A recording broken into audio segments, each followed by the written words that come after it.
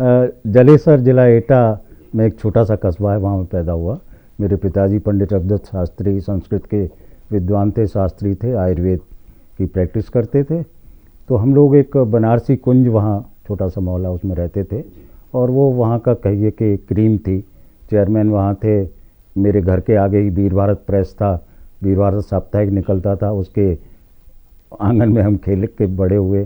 Principal, vice principal, संपादक, ये लोग वहाँ रहते थे और गोष्ठी भी होती थी। तो बचपन ही ऐसे वातावरण में गुजरा कि मैं और कुछ बन ही नहीं सकता था, लेखक ही बन सकता था। और मैंने पढ़ाई भी कला की, साहित्य की शुरू की थी। लेकिन हमारे यहाँ एक स्वामी चेतनानंद आते थे, मुझसे बहस करते थे। उन्होंने पिताजी को कहा कि इसको डॉक्टर बनाओ, लेकिन हाई स्कूल तक आर्ट पढ़ा हुआ डॉक्टर कैसे बन पाता।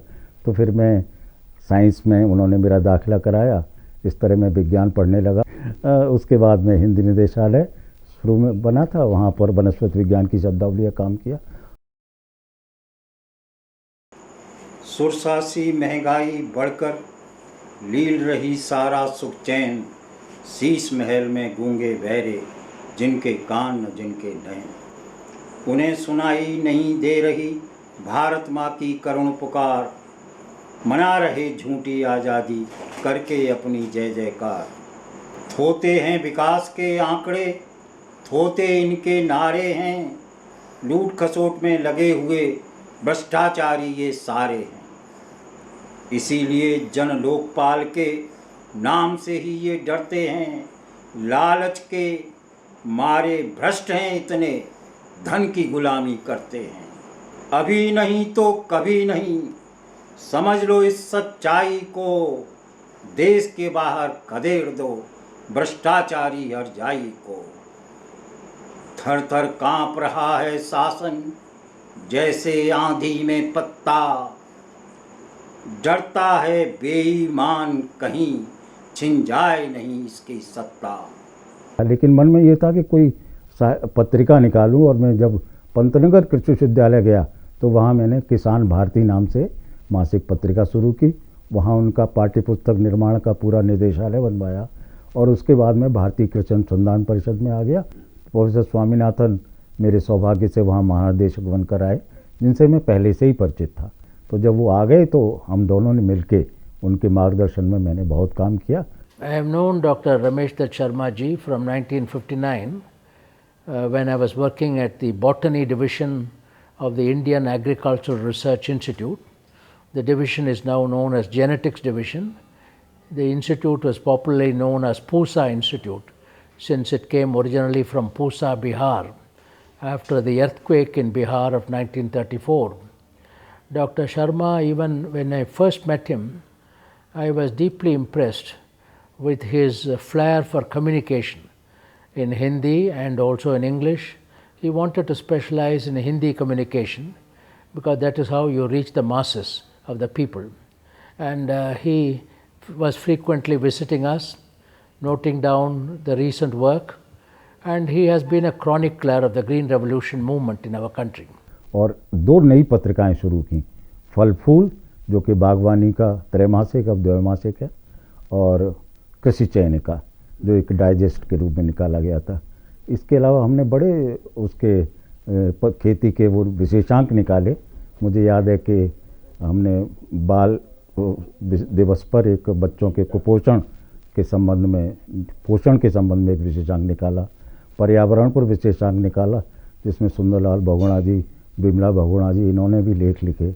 और इसमें पूरा मार्गदर्शन स्वामीनाथन जी का रहता था। जब दूरदर्शन आया, कंप्यूटर आया, उपग्रह से प्रसारित होने लगे कार्यक्रम, इंटरनेट आ गया, ई बुक आ गई, तो लोगों को लगा छपी हुई किताब कौन पढ़ेगा। लेकिन हुआ नहीं ऐसा। सारी दुनिया किताब पढ़ रही है, किताबें छप रही हैं, किताबें लिखी जा रही हैं, और इतनी अच्छी अच्छी लिखी जा रही हैं। एक अच्छी किताब से आज आपका परिचय कराता हूँ। इस किताब का नाम है मेरा दोस्त मिस्टर लीकी।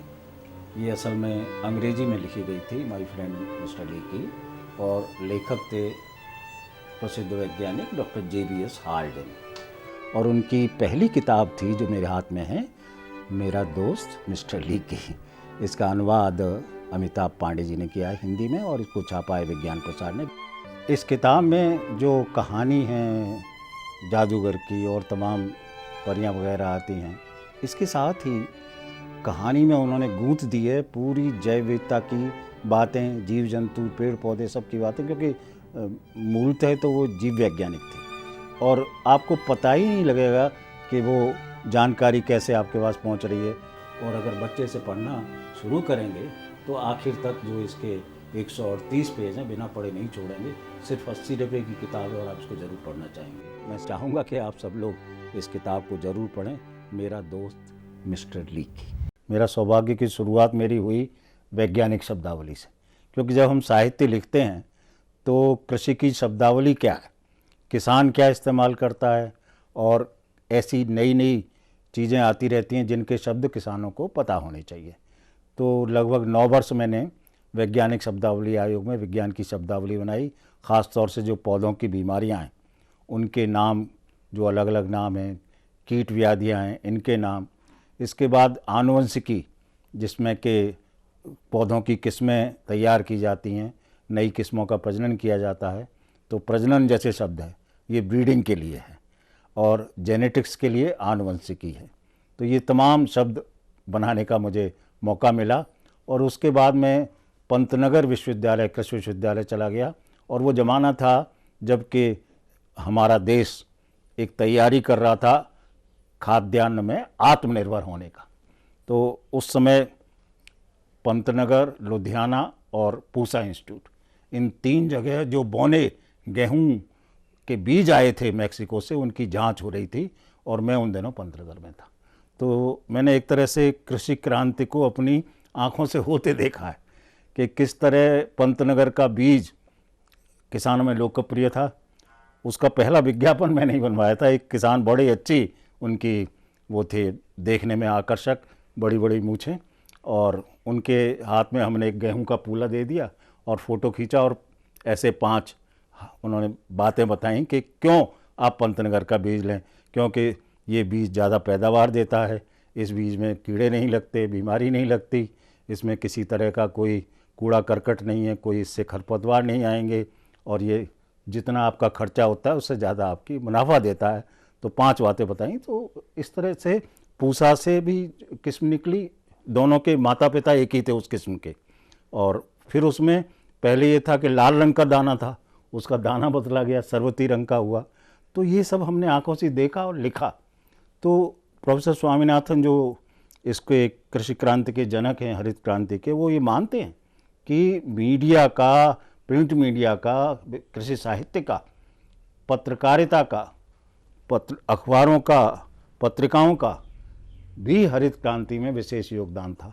खेतों में गए, दूर दूर तक गए। केरल में रबड़ के बागों में जाके हमने कार्यक्रम किया है, और शिमला में सेब के बगीचों में जाके कार्यक्रम किया। तो इस तरह कृषि दर्शन का फैलाव बदलता गया, फॉर्मेट बदलता गया। और बात इतनी सी एक स्किट हुआ करती थी जिसमें सामाजिक मुद्दे, दहेज की प्रथा, बच्चों को, बालिकाओं को पढ़ाने की प्रथा। एक बार मौसम के बारे में हम जहाँ जहाँ से मौसम की जानकारी इकट्ठी होती है वहाँ जा जा के रिकॉर्डिंग की। एक बहुत बड़ी बात थी कि जैसे बम्बई में कोलाबा में सबसे पहले मौसम का केंद्र खुला था, मैं वहाँ गया।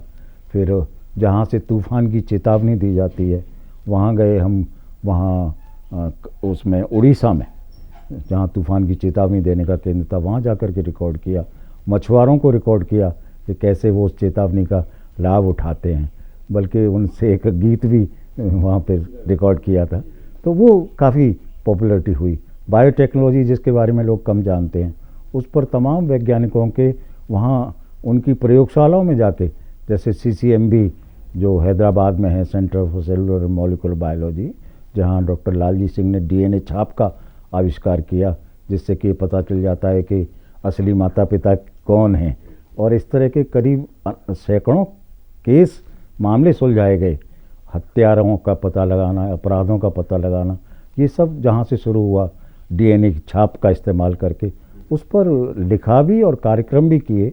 आकाशवाणी में वो कार्यक्रम आए तो उनसे काफ़ी उनकी पॉपुलरिटी हुई। नई पीढ़ी को इस ओर आकर्षित करना चाहते हैं, क्योंकि विज्ञान तो बहुत बड़ा सागर है।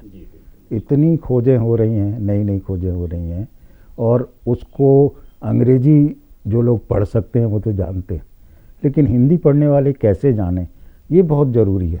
हमें तो, मैं तो कहता हूँ, एक पूरी सेना चाहिए लिखने वालों की, अनुवाद करने वालों की, क्योंकि ज्ञान का इतना सागर फैला हुआ है।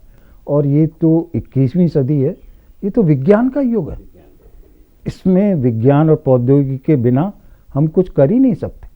कि आप बड़े महान हैं, हम कुछ नहीं। आप बड़े महान हैं, हम कुछ नहीं। आप शक्तिमान हैं, हम कुछ नहीं।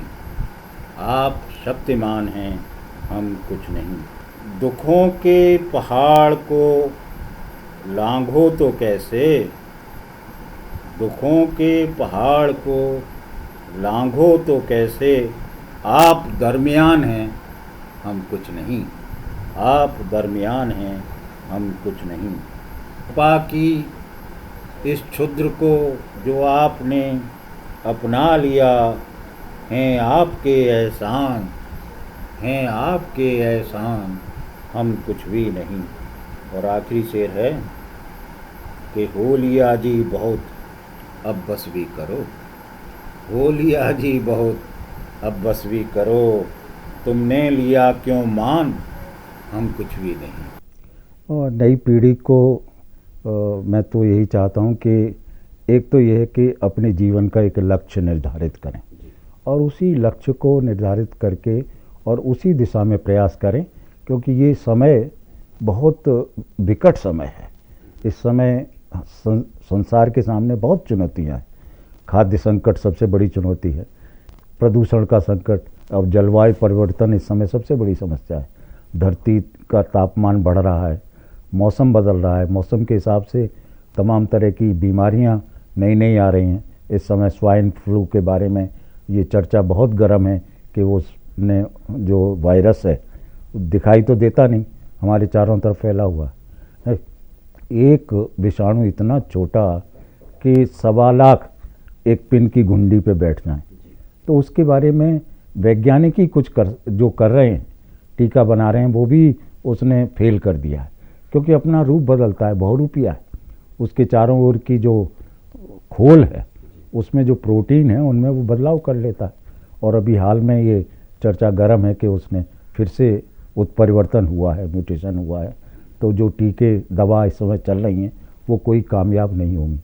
तो उसके लिए हमें लोगों को जागरूक करना होगा। ये नई पीढ़ी का कर्तव्य है। जो भी मुद्दे समाज के सामने उठते हैं, चाहे वैज्ञानिक हों चाहे सामाजिक हों, उन पर कलम चलाना और बखूबी चलाना, बेखटके चलाना, बेबाकी से चलाना, कोई उसमें किसी तरह की कसर नहीं रखनी। ये नई पीढ़ी को करना है, लेकिन नई पीढ़ी को आगे बढ़ाने का काम मीडिया ही करेगा। मीडिया में उनको मौके तो मिलें, पत्र पत्रिकाएं उनको छापें तो सही, उनके लिए जगह तो हो, उनको नियमित स्तंभ दिए जाएं विज्ञान लिखने के लिए। मीडिया में, चैनल्स में तमाम विज्ञान कार्यक्रम हो, विज्ञान के अलग से कार्यक्रम हो,